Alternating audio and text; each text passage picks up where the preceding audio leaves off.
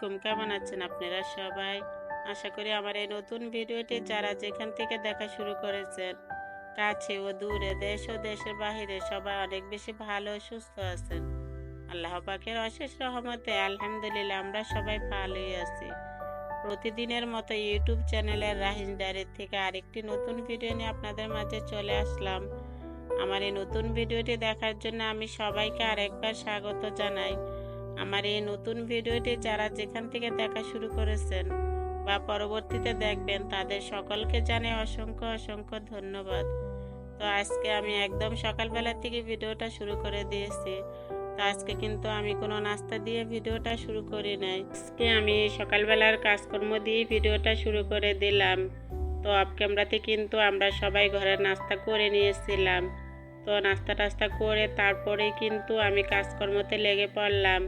তো আমরা যারা গৃহিণী আছি, প্রতিটি গৃহিণী কিন্তু সকালবেলা ঘুম থেকে উঠে কাজকর্মতে লেগে পড়ি। তো আমরা যারা যারা গৃহিণী আছি, আমরা যখন রাত্রে ঘুমাতে যাই তখনই কিন্তু আমাদের মাথায় একটাই টেনশন থাকে যে পরের দিন ঘুম থেকে উঠে কি রান্না করব, কি কাজটা আগে করব। তো আমাদের গৃহিণীদের মাথায় কিন্তু একটাই কাজ যে কখন আমাদের কাজগুলো শেষ হবে বা তাড়াহুড়ো করে আমাদের কাজগুলো আমরা সেরে নিব।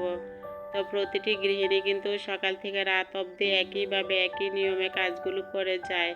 তো আমরা যারা যারা গৃহিণী আছি আমাদের কিন্তু কোনো ছুটি নেই বা অপশন নেই। তো আমরা কিন্তু শুয়ে বসে থাকলে আমাদের সংসারের কাজগুলো একদমই শুয়ে বসে থাকবে, সে কারণে কিন্তু আমরা কখনো কাজ রেখে শুয়ে বসে থাকি না। তো আমরা গৃহিণীরা সংসারের কাজকর্ম সেরে তারপরেই কিন্তু আমরা শুয়ে বসে থাকি। আর যদি আমরা সময়ের কাজগুলো সময় মতো করে নিতে পারি তাহলে কিন্তু আমাদের জন্যই খুব ভালো হয়। আর আমরা যদি সময়ের কাজগুলো সময় মতো করতে না পারি বা অসময়ে করতে যাই তাহলে কিন্তু আমাদের সব দিক থেকেই খারাপ হয়। এদিকে দেখা যায় সময়ও কিন্তু নষ্ট হয়, আবার কাজও কিন্তু সুন্দর হয় না। তবে কথাই কিন্তু আছে যে সময়ের 1 ফোর আর অসময়ের 10 ফোর। যদি আমরা সময় মতো সব কাজগুলো করতে পারি তাহলে কিন্তু সব কাজগুলো অনেক সুন্দর হয়, আবার এদিকে তাড়াতাড়িও হয়ে যায়। আর সেই কারণে কিন্তু আমাদের সব সময় মনে রাখা উচিত যে আমরা সব সময় সময়ের কাজগুলোই সময়ে সেরে নিব, কাজ কখনো জমিয়ে রাখবো না। এদিকে আমি কিন্তু থালা বাসন ধুয়ে তারপরে এই যে ঘরের কাজকর্মতে লেগে পড়লাম। তো আমার কিন্তু রান্নাঘরের কাজ একদমই শেষ হয়ে গেছে। তো থালা বাসন ধুয়ে তারপরে কিন্তু আমি অফ ক্যামেরাতে রান্নাঘরটাও পরিষ্কার করে নিয়েছি। তবে আমি কিন্তু প্রতিদিনই ঘর মোছার আগে সব ফার্নিচারগুলো আগে পরিষ্কার করে মুছে নেই, তারপরে কিন্তু আমি ঘরটর ঝাড়ু দিয়ে ঘর মুছে নেই। তো আমি ফ্রিজ পরিষ্কার করে তারপরে কিন্তু বাকি ফার্নিচারগুলোকে পরিষ্কার করে নিব। যদি আমরা রুটিন অনুযায়ী কাজ করি তাহলে কিন্তু আমাদের কাজগুলো অনেক সুন্দর হয়। তো প্রতিদিন যদি আমাদের ফার্নিচারগুলো পরিষ্কার করে নেই, হালকা মোছা দিয়ে নেই, তাহলে কিন্তু দেখা যায় ফার্নিচারগুলো অত বেশি নোংরা হয় না। আর যদি আমরা প্রতিদিনই ফার্নিচারগুলো মুছে পরিষ্কার করে রাখি তাহলে কিন্তু আমাদের অত বেশি পরিষ্কার করতে কষ্ট হয় না, আর জিনিসগুলোও কিন্তু খুব সুন্দর থাকে। আর যদি আমার ঘরের ফার্নিচারগুলো 2-3 মাস পর আমি পরিষ্কার করতাম তাহলে কিন্তু আমার ফার্নিচারগুলো অনেক বেশি ময়লা থাকতো, আবার আমার পরিষ্কার করতেও কিন্তু অনেক বেশি কষ্ট হতো।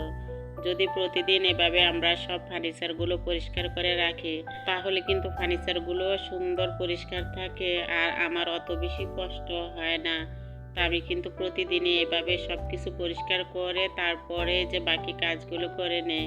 তবে আমি কিন্তু আমার ঘরের সব কিছু গুছিয়ে তারপরে যে খাবার খেতে যাই, কারণ আমি যদি আমার ঘরের জিনিসপত্রগুলোকে না গুছিয়ে রাখি, যদি আমি তখন খাবার খেতে যাই তখন কিন্তু আমার খাবারটা মুখে একদমই ঢোকে না। কারণ ঘরের জিনিসপত্র যদি এলোমেলো থাকে আমার কিন্তু একদমই পাগল পাগল লাগে। আর সে কারণে কিন্তু আমি ঘরের সব কিছু গুছিয়ে তারপরেই খাবার খেতে যাই। তবে আমি কিন্তু সব সময়ই ঘরের কাজকর্মগুলো সেরে তারপরেই খাবার খাই।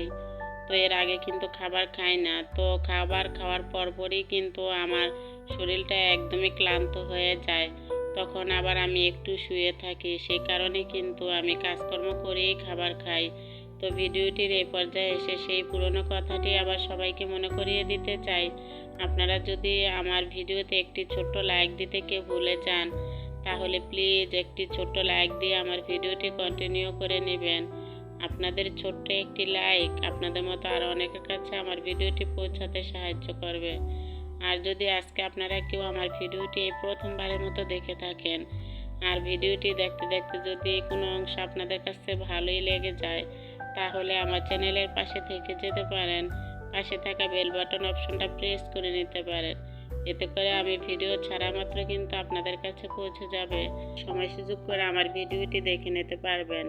আর যারা যারা অলরেডি এই কাজগুলো করে ফেলেছেন তাদের সবাইকে জানাই অসংখ্য অসংখ্য ধন্যবাদ। আর এদিকে সব ফার্নিচারগুলো কিন্তু আমার পরিষ্কার করা হয়ে গেছে। তো ফার্নিচারগুলো পরিষ্কার করে তারপরে কিন্তু আমি ঘরগুলোকে ভালো করে ঝাড়ু দিয়ে নিব। তো ঘরগুলোকে ভালো করে ঝাড়ু দিয়ে তারপরেই কিন্তু আমি মুছে নিব। তো আজকে কিন্তু আর মোছার ভিডিও আপনাদের সাথে শেয়ার করতে পারবো না, তাহলে কিন্তু ভিডিওটা অনেক বেশি লম্বা হয়ে যায়। তো দুপুরে রান্না বান্নাও কিন্তু আপনাদের সাথে শেয়ার করি নাই। যাই হোক, আমি কিন্তু এখন চলে আসলাম সন্ধ্যার পরে। তো এই ভিডিওটা কিন্তু আমার ছিল সন্ধ্যার পরের ভিডিও। তো রাহিনের আব্বু বাড়িতে আসার সময় কিন্তু কিছু ইলিশ মাছ নিয়ে আসছে।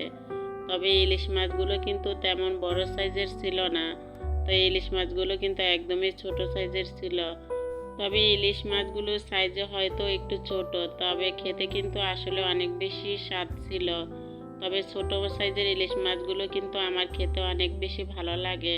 আর সে কারণে কিন্তু রাহিনের আব্বু এই সাইজের ইলিশ মাছগুলো যদি বাজারে দেখে, তাহলে কিন্তু বাজার থেকে এই সাইজের মাছগুলো সে কিনে নিয়ে আসবে। আর সাথে কিন্তু কিছু বেলপুরিও নিয়ে আসছিল। তো রাহিন কিন্তু অনেকদিন যাবৎ বেলপুরির কথা ওর আব্বুকে বলছিল। তো ওর আব্বু আসার সময় কিন্তু বেলপুরি পায় না, সেই কারণে কিন্তু আর নিয়ে আসতে পারে নাই। তবে আজকে কিন্তু মার্কেট থেকে এই বেলপুরিগুলো নিয়ে আসছে। তবে এই বেলপুরির সাথে যে মশলা দেয়, তো ওই মশলাটা কিন্তু রাহিনের আব্বু 2 পলিথিনে নিয়ে আসছে। তো আমি কিন্তু রাহিনের আব্বুকে জিজ্ঞাসা করেছিলাম যে 2 পলিথিনে কেন নিয়ে আসছো। তো রাহিনের আব্বু কিন্তু বলছিল যে 1 পলিথিনে জাল দেওয়া আর 1 পলিথিনে জাল ছাড়া।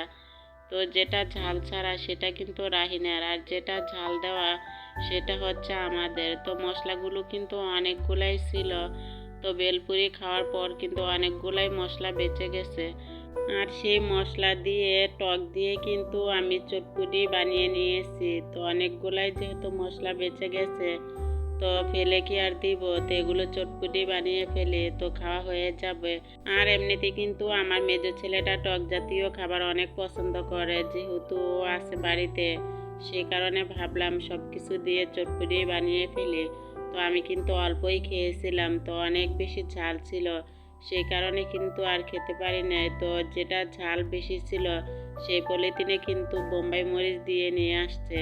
এত বেশি ঝাল ছিল যা খেয়ে আমার চোখ দিয়ে পানি একদমই বের হয়ে গেছে। তো এখন কিন্তু আবার রাহিনার আব্বু এই যে আলুর দম বানাবে। তো আলুর দম বানানোর জন্য কিন্তু এখানে সব কিছু বসিয়ে দিয়েছে। এখানে পেঁয়াজ, টমেটো, কাঁচামরিচ, ধনিয়া পাতা। তবে আমাকে কিন্তু একদমই হাত দিতে দেয় নাই। তো রাহিনের আব্বু নিজেই নাকি আজকে আলুর দম বানাবে। তবে এরকম আলুর দম কিন্তু আমার একদমই পছন্দ না। তো আমি যেভাবে বানাই সেভাবেই কিন্তু আমার খেতে ভালো লাগে। তবে রাহিনের আব্বু যখন এই আলুর দমটা বানিয়েছিল আমি কিন্তু খাই নাই। সে কারণে কিন্তু রাহিনের আব্বু অনেক বেশি আমার সাথে রাগ করেছে। আর যখন আমি আলুর দম বানাই তো আমি কিন্তু এত কিছু দেই না। তো আমি টমেটো কিন্তু সাথে দেই না। তো রাহিনের আব্বু কিন্তু টমেটো অনেকগুলোই দিয়েছিল আলুর দমের সাথে। তো সেই কারণে কিন্তু আমার আলুর দমটা খেতে তেমন ভালো লাগে নাই। আর আলুর দমটা কিন্তু অনেক বেশি জাল হয়ে গেছিলো, সে কারণে কিন্তু আর খেতে পারি নাই। তো এতক্ষণ ধৈর্য ধরে যারা যারা আমার ভিডিওটির সঙ্গে ছিলেন আর আপনাদের মূল্যবান সময়টুকু আমার ভিডিওটির জন্য দিয়েছেন, আপনাদের সবাইকে জানাই অসংখ্য অসংখ্য ধন্যবাদ। আমি কিন্তু ভিডিওটির একদমই শেষ পর্যায়ে চলে এসেছি। আপনাদের কাছ থেকে কিন্তু আজকের মতো এখান থেকে বিদায় নিতে হবে। তো পরবর্তী আরেকটি নতুন ভিডিওর আমন্ত্রণ জানিয়ে রাখলাম। সেই পর্যন্ত আপনারা অনেক বেশি ভালো থাকবেন, অনেক বেশি সুস্থ থাকবেন। আল্লাহ হাফেজ।